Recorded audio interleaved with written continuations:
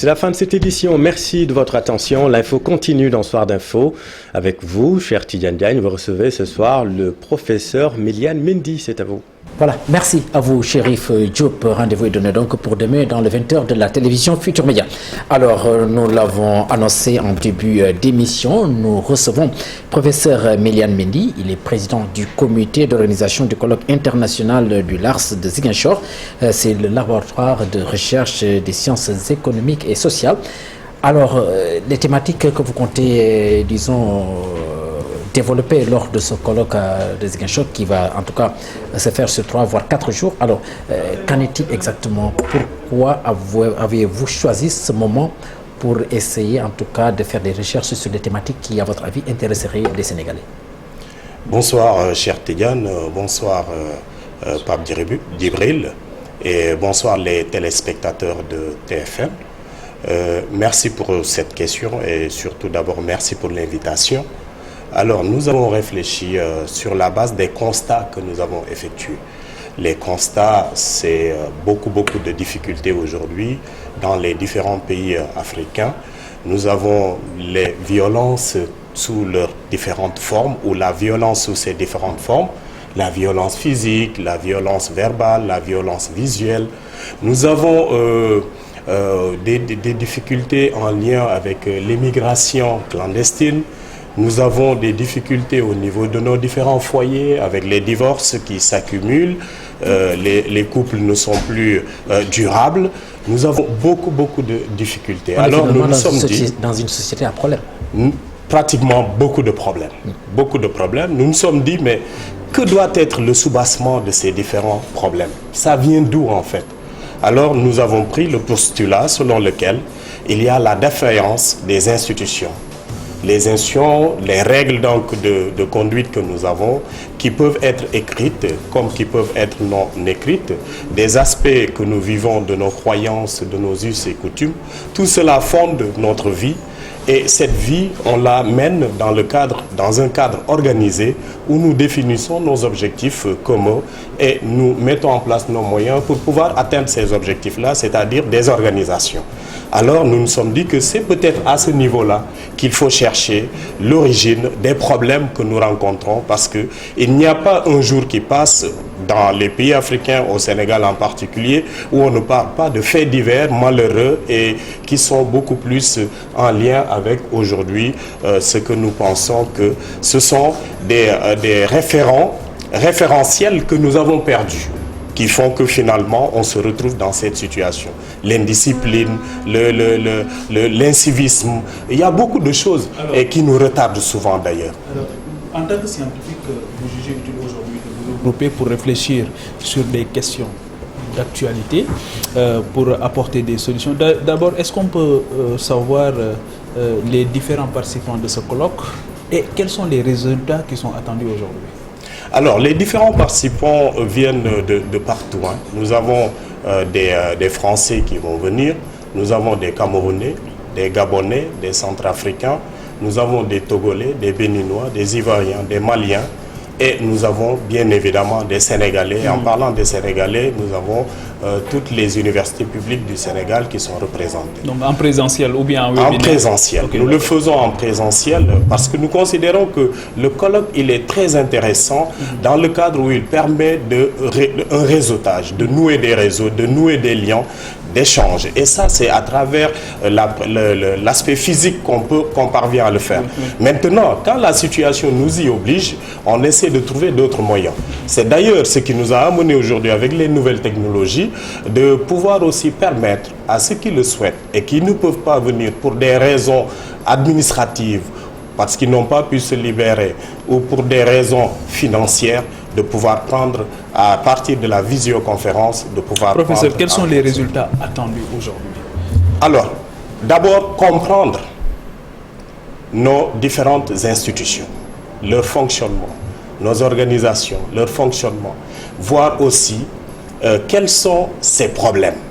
Les problèmes là maintenant, leurs conséquences, ça fait partie de ce qui nous a amené à choisir le sujet, mais c'est surtout de réfléchir sur les préconisations. Qu'est-ce qu'il faut faire?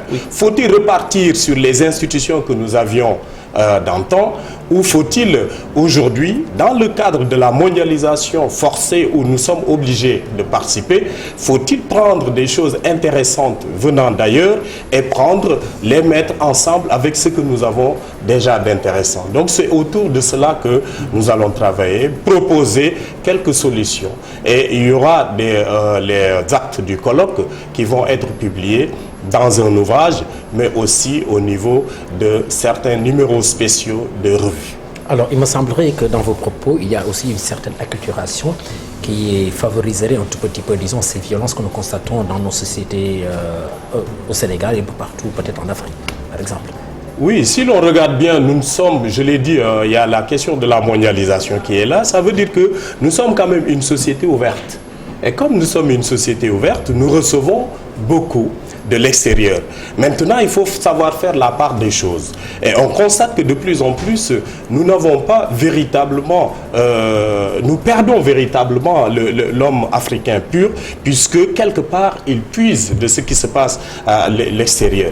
Donc, c'est comme si on a quelqu'un d'hybride qui est là, qui perd ses repères de plus en plus du côté africain, mais qui n'arrive pas à avoir tous les repères du côté de l'Occident. Il y a un peu ce mélange qui est là, une sorte d'acculturation, pour ne pas dire d'inculturation.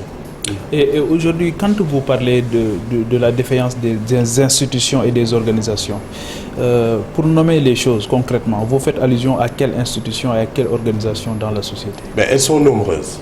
Elles sont nombreuses. Si nous prenons l'aspect économique, il y a un problème au niveau de nos entreprises. De plus en plus, on constate que nos entreprises sont créées, mais elles ne restent pas longtemps. Elles meurent. Et quand les entreprises meurent, ce sont des milliers d'individus qui y travaillaient, qui perdent leur gagne-pain. Et qui dit gagne-pain, dit aussi le fait de subvenir aux besoins des enfants surtout. Scolarisation, besoins de santé, tous ces éléments sont là. Quand nous prenons dans le domaine politique, autour de nous, nous voyons qu'il y a beaucoup de conflits post-électoraux. Dans certains pays, il y a même des conflits pré-électoraux, des conflits électoraux et des conflits post-électoraux. Oui. Aujourd'hui, quelque part, nous considérons qu'il y a les règles du jeu qui sont un peu changées ou qui ont été changées pendant le cours du jeu même. Ces éléments aussi sont des éléments importants. Donc, quelque part, il y a un manque de confiance entre les acteurs du jeu politique qui fait que ce qui pouvait être comme mécanisme traditionnel de règlement de ces différents conflits échoue. Et finalement, on a des gens qui se mettent comme des chiens de faïence en face à face. Professeur, j'ai envie de vous poser la question suivante. Quelle est la valeur ajoutée? Qu'est-ce qu'il y a de nouveau finalement dans ce que vous dites? Parce que en Afrique, on a suffisamment de colloques, on a suffisamment de séminaires sur ces questions-là. On y réfléchit depuis longtemps, mais les mêmes problèmes reviennent. Les combats d'hier sont ceux d'aujourd'hui. Finalement, est-ce qu'aujourd'hui, on peut compter sur l'université Assane Seck de Ziguinchor pour faire bouger les choses? Évidemment, tout part de quoi? Si nous arrivons à diagnostiquer, à analyser véritablement les sources du problème, donc le diagnostic n'a pas été toujours fait? Je ne dis pas que ça n'a pas été toujours fait, mais en partie. Il y a encore des choses les leviers sur lesquels on peut s'appuyer pour avancer. Oui. Et si on s'appuie sur ces leviers-là, on pourra en partie résoudre le problème. Souvent, le diagnostic n'est pas complet. Et c'est dans ce sens-là que nous avons parlé de regard croisé.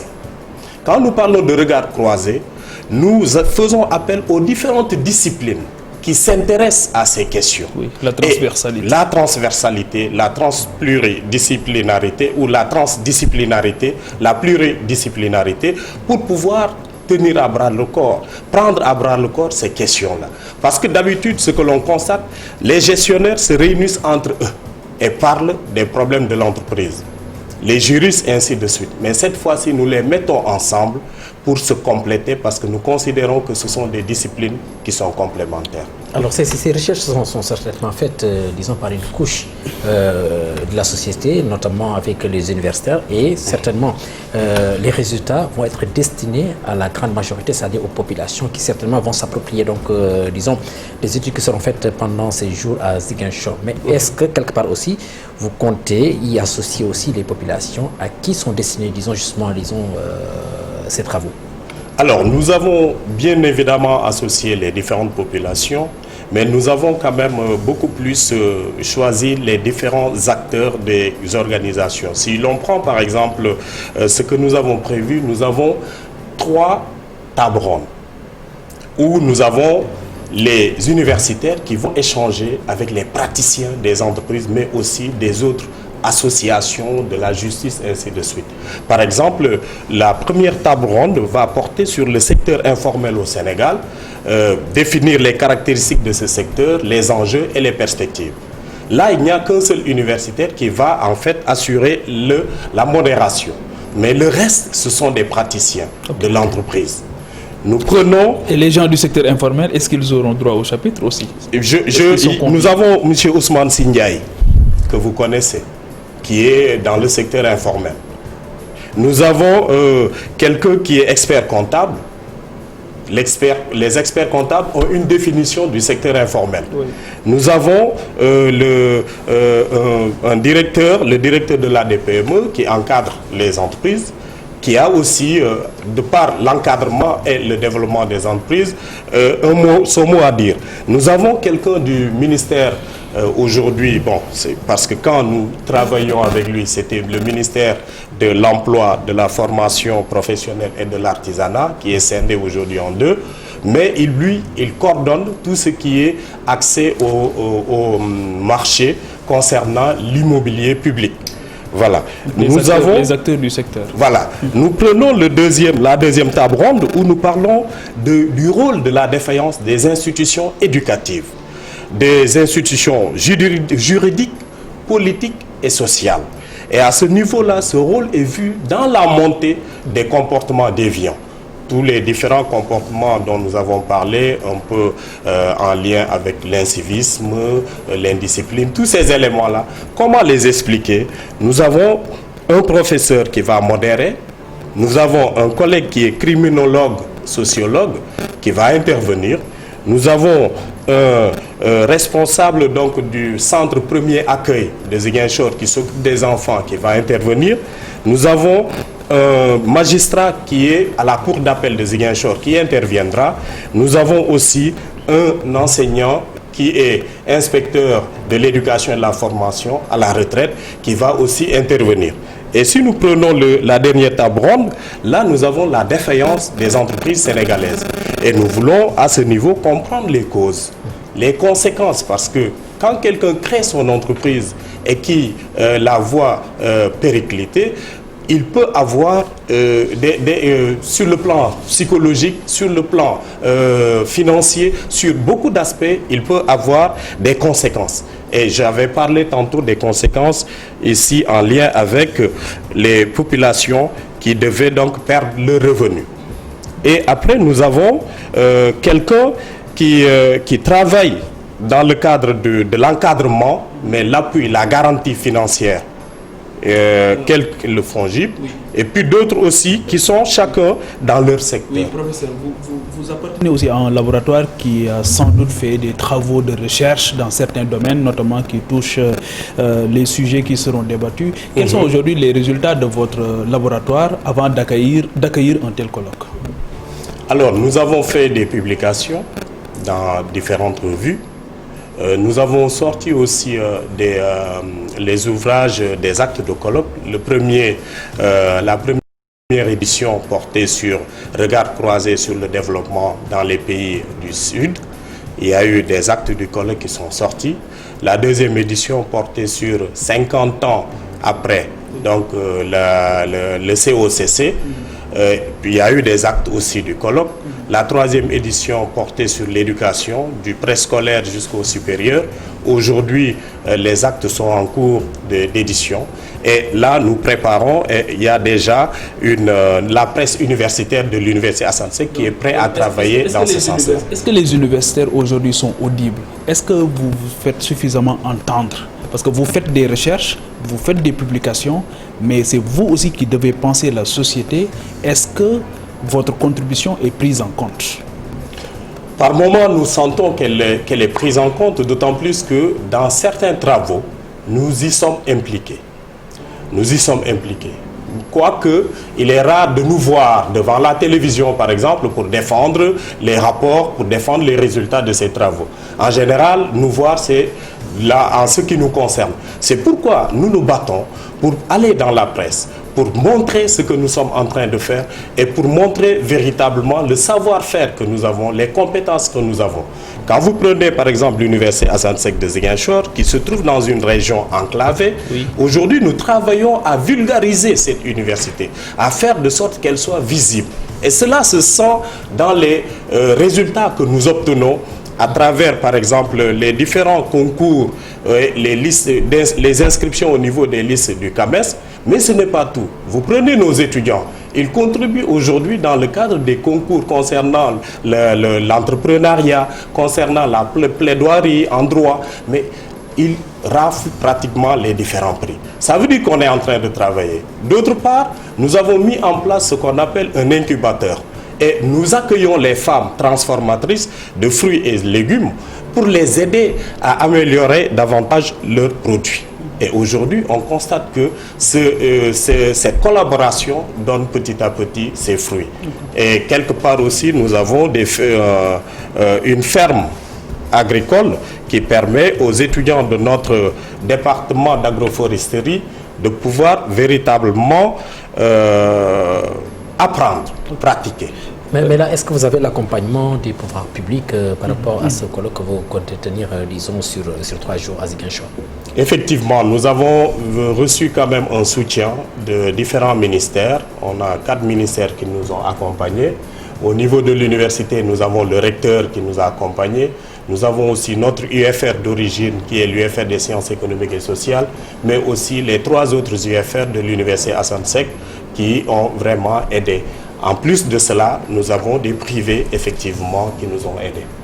Alors, l'autre question, vous l'avez tantôt souligné, vous êtes dans une zone en conflit depuis près de 30 ans, même si on note une certaine accalmie par ces temps.